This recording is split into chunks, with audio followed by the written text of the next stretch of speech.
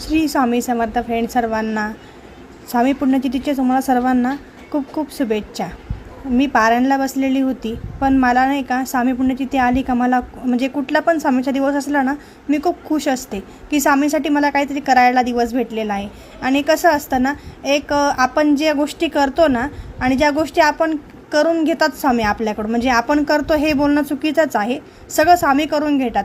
आणि मग एक मनाला असं वाटतं ना की त्या ठिकाणी मी एक अशी व्यक्ती आहे का स्वामींनी माझ्याकडून सेवा करून घेतली एवढी तारक मंत्राची सेवा असेल, पुरुषसूक्ताची सेवा असेल किंवा पारायणाची सेवा असेल, तर स्वामींनी छान प्रकारे सेवा करून घेतली। म्हणजे स्वामींची इच्छा आहे म्हणून मी या गोष्टी करते, याचं खूप चांगलं समाधान वाटतं मला माझ्यासाठी।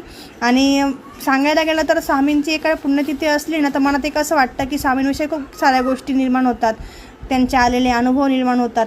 म्हणजे तो दिवस असा असतो ना आपल्याकरता की एकदम आपलं मन एक भावूक होऊन जातं, खूप काही गोष्टी आपल्याला आठवतात स्वामींविषयी आणि खूप काही स्वामींना आपण बोलतो आपल्या मनातलं।